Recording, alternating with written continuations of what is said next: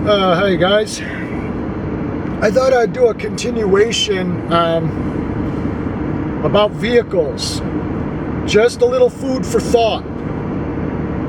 This is something I did with my dad many years ago, back when he was alive. Now, I loved my dad very, very much, you guys. My dad was my best friend. I thought the world of my dad. Even though he was a hardcore Ford guy, didn't matter, I still loved my dad. So don't get me wrong in this video. But there was something that my dad and I would butt heads on. Something that we did not get along on, and that's the topic of automobiles. My dad would defend the Ford brand to his death. Literally, to his death. He would defend Fords. And I says, Dad, you're a very smart man, and I respect you, and I look up to you, and I says, and I think the world of you. But I says, you got to really think about something, because I says, I think you are more in love with the name of a company than its reputation and dependability. So what I did several times, I tested this several times with a newspaper and a pen. Listen to what I'm going to say. I would open up the newspaper to the classifieds. And let me tell you what, in those days, the classified ads were long. And when you would look under trucks and autos for sale, I would open it up to the classifieds. I'd hand the paper to my dad with one hand, and I'd hand him a pen in my other hand. He says, what's this for? I says, I want you to put on your glasses, go down through the classifieds, and circle every single Ford that is for sale in this newspaper. Gave him a few minutes, let him look over all the ads, and he circled each and every one. He says, okay, now what? I says, now count them. How many did you circle? Count how many Fords you circled. He says, well, there's 36 of them in here. Why? I says, now count the other vehicles. There's 14. I says, what does that tell you? I said, if Fords were such a great vehicle, why are they the majority in the classifieds being sold? Why aren't people keeping them? Why are they selling them? This is private party we're talking, not dealerships, private party. People unloading their Fords. Then I did it the next week, the week after that, and I kept doing it. I says, Dad, every time you open up this paper, there will be more Fords for sale in this paper than any other make and model out there. Well, Fords, I don't want to hear it. I like Fords. He couldn't take the truth. That's the one thing my dad didn't want to hear, was the truth about a shit maker. And to be fair, I said there is also a lot of Chevys in there. And that's when I started buying foreign. But when I got a Toyota, I got the Cadillac of all foreign makes. This thing right here, I am going to show you in a video just how excellent in condition this 2006 Toyota Sienna van is. It rides like a dream. It drives like a dream. It is comfortable. It is warm. It is solid. It doesn't make any noise. It's reliable. It's dependable.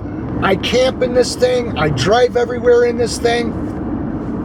If I forget my cell phone at home, which happens a lot, I don't have to worry about it because I'm out in a Toyota. But if I was in my Chevy truck, I'd be scared. Oh my God, I don't have my phone. What if I got to call AAA today? With a Toyota, I don't even think about AAA. Matter of fact, I haven't even called AAA or used my AAA since I've owned this van in the last 3 years, which means that every March, because I pay it every year, I renew my AAA membership. It's $136 a year. The last 3 years that I renewed my AAA membership that Sandy is also on with, we split the bill 50-50. since her and I have been driving foreign vehicles, the last 3 years, we have not needed to use AAA, except 2 weeks ago when she locked herself out of her new Subaru because she's not used to the car and she forgot her keys in the ignition. She had to call AAA to come with a door shimmy to unlock the door to get her keys out of the ignition. That's it. So for the last 3 years, her and I have basically wasted our money having AAA full year coverage, and we have not even needed it. When we drove American and I had my Chevy trucks and she had her PT Cruiser and her Chevy Corsica and she had her Buick, my God. AAA got to the point where they wanted us to extend our membership because they were sending out a flatbed so much for us. We were breaking down all the freaking time, all the time. Now, I haven't had in 3 years since I've owned this van, AAA has never had to come and give me a tow, a jump, or anything for any reason since I've owned this vehicle. I leave home with it and it gets me back home every single time. And now I'm going to show you next in this video the condition that this old 2006 is in, and you're going to be shocked. Now you got to remember, let me remind you of something. I live in Western New York, the area where lake effect snow happens, and it's the Rust Belt. Everybody knows that vehicles that come out of the Northeast are rusted to hell. Rusted to hell. This vehicle don't have any rust on it, and it's gone through 3 winters. It's never garaged, and it sits outside in front of my house in an open driveway where it gets rained on, snowed on, hailed on, everything, out in the weather 365 days a year, and it gets driven in the weather 365 days a year, and this van is like brand new, inside and out. I will show you just what kind of condition this van is in, sitting outside year-round and being driven in the elements year-round, and as old as it is, and this vehicle is in better shape than vehicles that are out there that are only 2 years old, that are made in America. If that don't say something, I don't know what does. We've wasted $130-some every year on AAA because since now that we have foreign, we don't even need AAA. When I drove American, it was AAA every day. AAA every day. No joke. So I'll show you this van next. And you guys decide for yourself. Believe me or not, get a Toyota, you'll never regret it. You'll never regret it. Just remember, that which is sold the most is sold because it's shit. Okay guys, I'm back home and I just wanted to show you when water runs down the gate, comes right down to the flat part of the bumper. Look at the underside of the gate. Look at that. There's a drain hole that's on both sides of the gate. But look at the flange of the metal. Look at the inside of the gate. Even up here where the hinges are.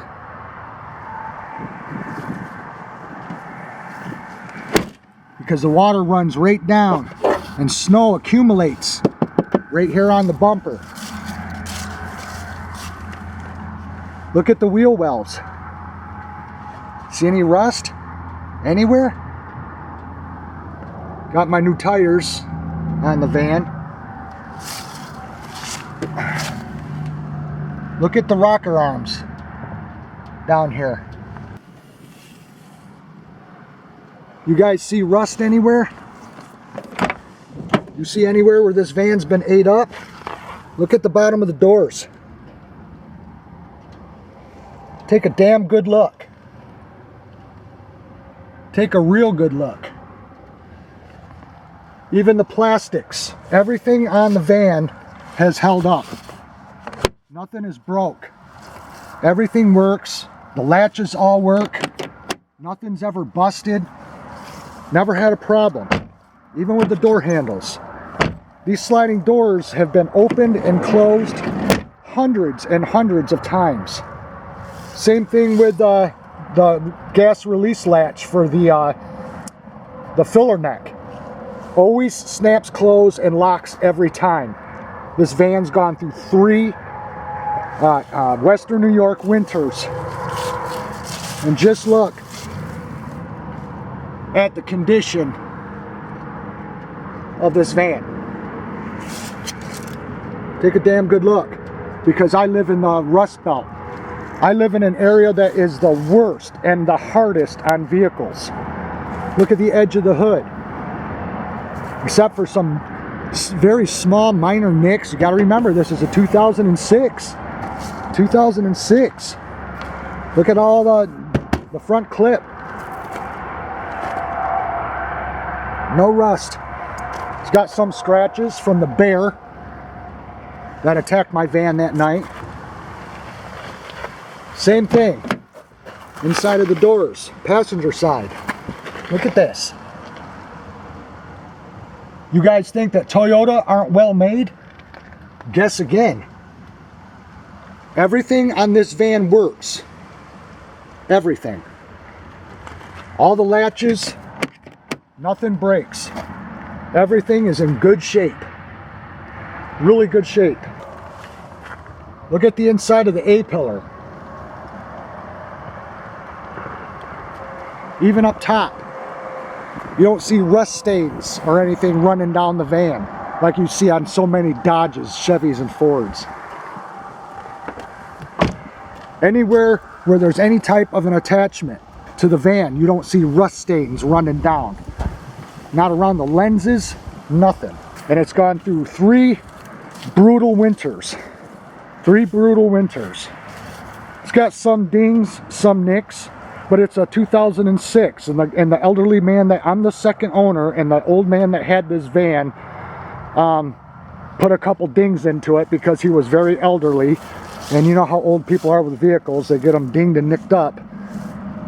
But just look at the condition this thing is in for an 06, and it sits right out here in the driveway year round, uncovered, under the elements, and look at the condition it's in.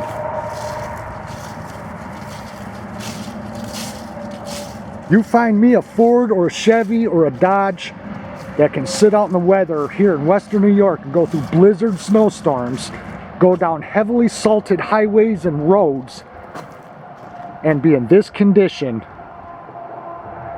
through all that.